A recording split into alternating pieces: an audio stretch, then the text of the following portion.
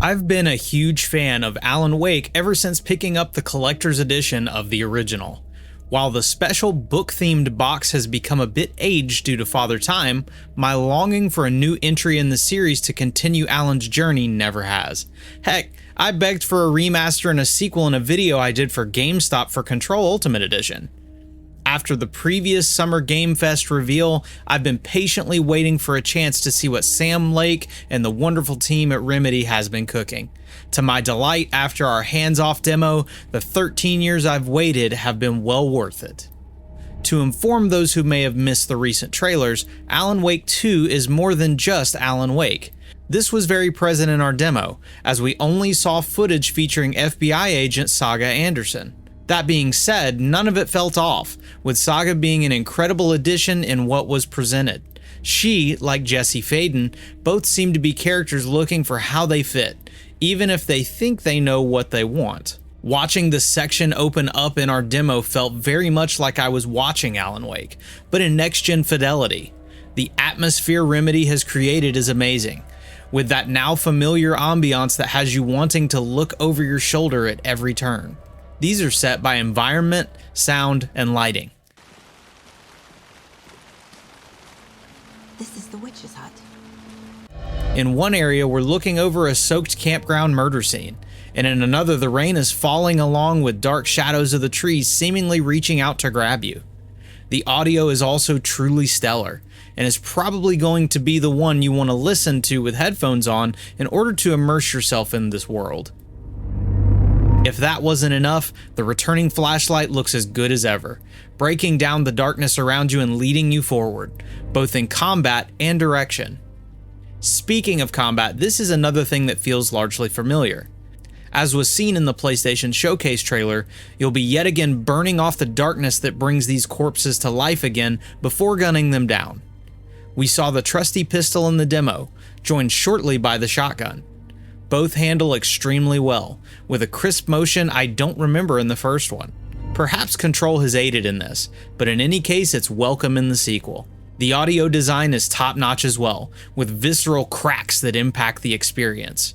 You know you've hit someone too, with wounds remaining from your gunfire. Where things start to expand in Alan Wake 2 is the way you discover the story.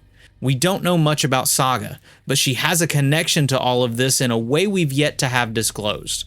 The mystery that is afoot involves ritual killings near Cauldron Lake, and if you remember anything about the original game, Alan did everything in his power to stop the darkness from escaping it. Somehow, some way, it's finding a foothold again in our reality, and it's up to Alan and Saga to reel things in. In the demo, Saga starts all of this by discovering a new page Alan has written to involve her in this new narrative.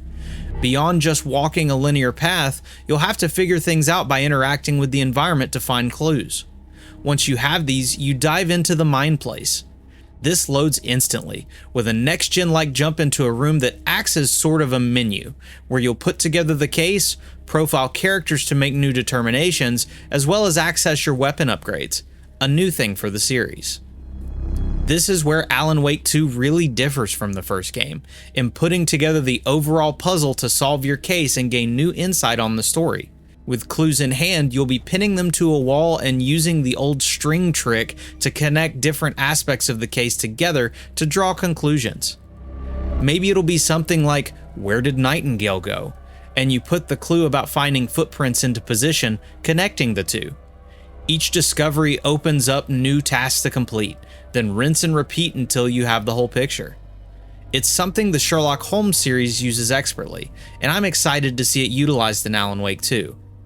I've also heard that Alan will have his own version of the Mind Place, so it'll be intriguing to see where everything leads and if there are any differences between his and Saga's mind.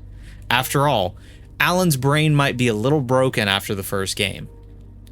To finish off, let's talk about the move to survival horror. I'm not much of a horror guy, yet nothing we saw here led me to believe it's too over the top. The fright is there, with moments that make you want to turn and run, and there are some jump scares, but it's well crafted. This isn't Sam Lake just chucking the most creepy things possible into a game. It's intentional, and that makes it good. We haven't seen nearly enough to think it won't get a little more scary, but at least so far it doesn't fall far from the Alan Wake tree. I still have a lot of questions, like how Alan's side of this adventure plays out, but I'll take this taste with pleasure. Alan Wake 2 has been a long time coming, and so far everything is many steps beyond what the original did. It's beautiful, it's engaging, and it's coming soon.